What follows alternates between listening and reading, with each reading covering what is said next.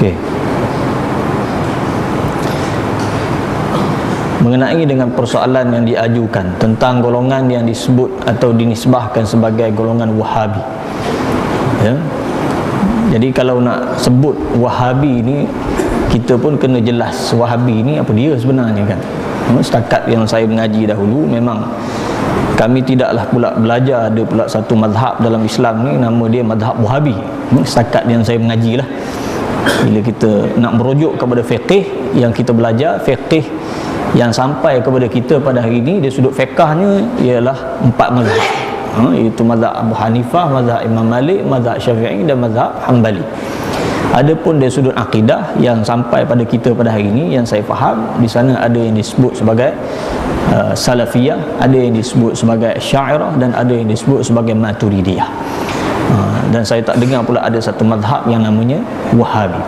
Jadi tuan-tuan muslimin yang dirahmati Allah Subhanahu Wa Taala, ini sebenarnya berpunca daripada mungkin salah faham yang berlaku di kalangan kita yang tak memahami pendekatan yang dibawa oleh setengah para ulama yang terdahulu.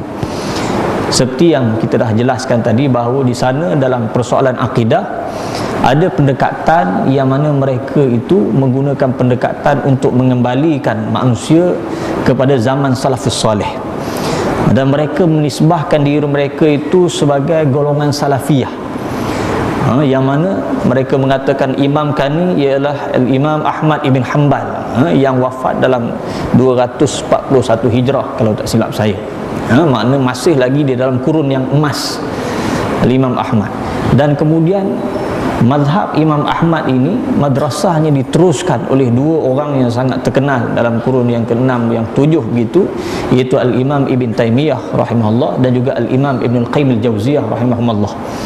Jadi mereka cuba untuk meneruskan madrasah Al-Imam Ahmad ini atas nama madrasah Salafiyah, iaitu nak menghidupkan kembali madrasah salaf, pendekatan para ulama salaf. Jadi tuan-tuan, mereka melihat bahawa kita kena beramal sebagaimana para ulama salafus soleh yang terdahulu beramal.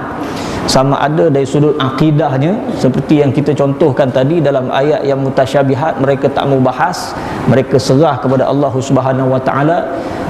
Perkara yang berkaitan dengan ibadah, mereka cuba sesungguh-sungguhnya untuk mereka mengikut apa yang dicontohkan oleh Nabi SAW. Jadi mereka mempunyai niat yang baik, iaitu mereka nak beramal sebagaimana amalan salafus soleh yang terdahulu. Itu niat asal mereka. Dan mereka meneruskan dakwah mereka sehinggalah berlaku pada zaman Imam Muhammad ibn Abdul Wahhab, yang kita sedia maklum dia muncul di Arab Saudi, di Najd yang sekarang ni namanya Riyadh. Dan akhirnya hasil dakwah daripada Syekh Muhammad bin Abdul Wahhab ini tersebarlah fahaman yang disebut sebagai fahaman salafiyah di negara Arab Saudi itu. Dan ada anak-anak kita yang pergi belajar di sana, kemudian balik ke sini, setengahnya mereka berpegang dengan fahaman itu. Dan inilah yang menyebabkan kadang-kadang berlakunya pertembungan.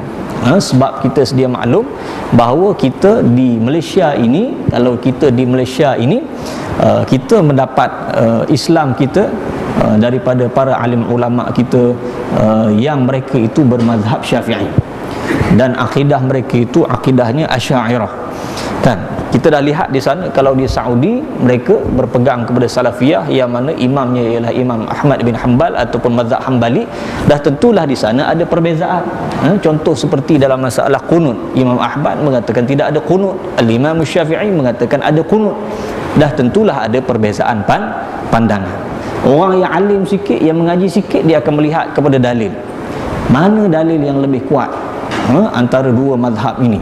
Kalau dia mengaji, dia berhak untuk beramal dengan apa yang dia belajar. Apa yang dia pelajari boleh. Tapi untuk dia memaksakan kepada masyarakat dalam keadaan bukan semua orang mengaji mazhab yang lain selain daripada mazhab yang ada di tempat dia, mungkin di situ akan menyebabkan berlakunya pertembungan.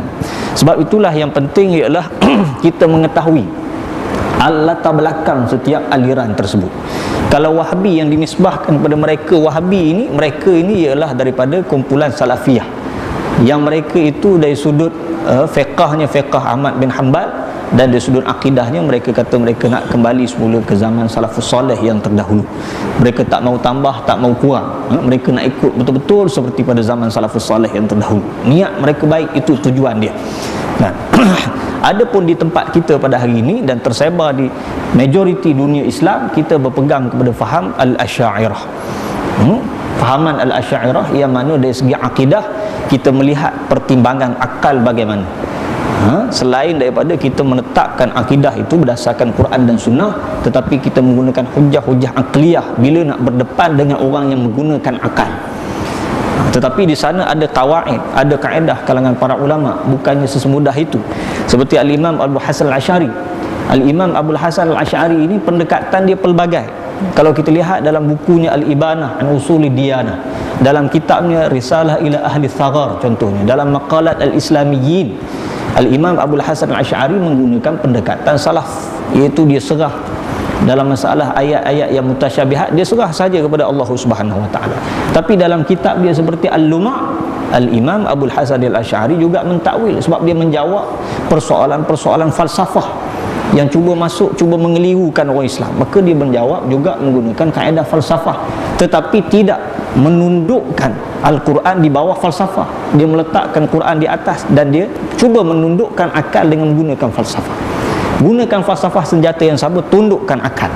Itu kaedah dia. Ada kaedah dia lah dalam ilmu akidah al-Asy'ariyah.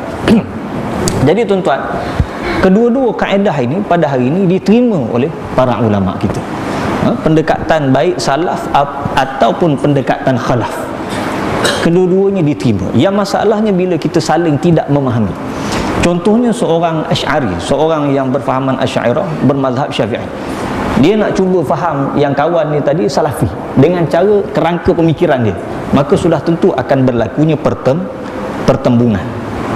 Dia mazhab Syafi'i, dia kata aku mazhab Syafi'i, yang aku belajar beginilah, bagi aku tak ada dah yang lain kecuali mazhab Syafi'i. Jadi dia tak faham bahawa yang kawan dia tadi, dia sudut fiqahnya, fahaman salafi ini lebih cenderung kepada fiqah Hambali.